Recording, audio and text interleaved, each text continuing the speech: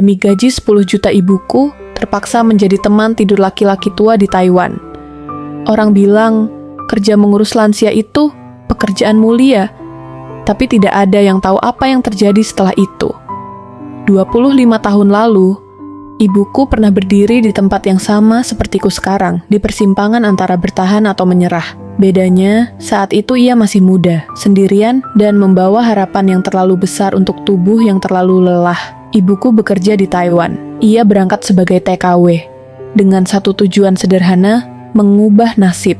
Gaji 10 juta rupiah terdengar seperti angka yang bisa menyelamatkan segalanya. Di kampung kami, angka itu bukan sekadar uang. Itu obat ayahnya, biaya hidup orang tua, dan harapan untuk masa depan keluarga.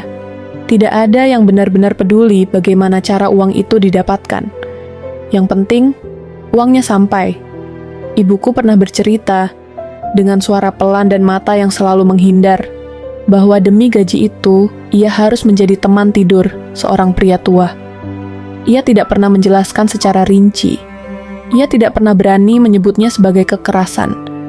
Ia hanya berkata, "Ibu bertahan." Ia tidak mengatakan itu dengan bangga. Ia mengatakannya dengan lelah. Ketika akhirnya ibuku pulang ke Indonesia, ia tidak disambut seperti pahlawan. Tidak ada pelukan, tidak ada ucapan terima kasih.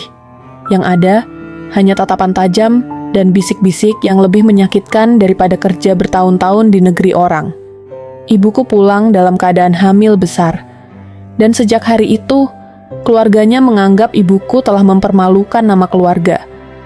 Nenek dan kakekku, orang-orang yang seharusnya menjadi tempat pulang, menutup pintu mereka rapat-rapat.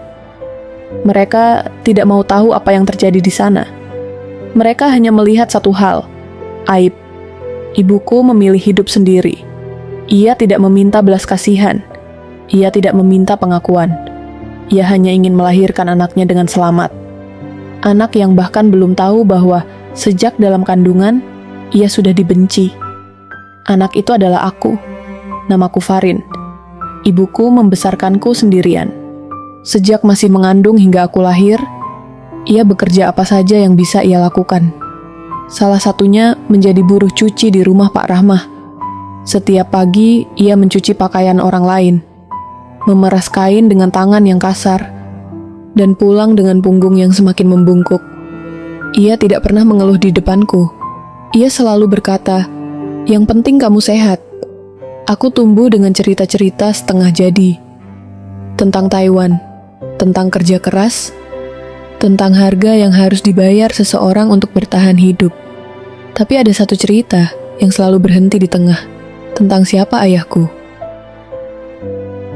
Menukar Takdir, Anak TKW. Penulis Noor Malaila. Bisa dibaca di KBM App.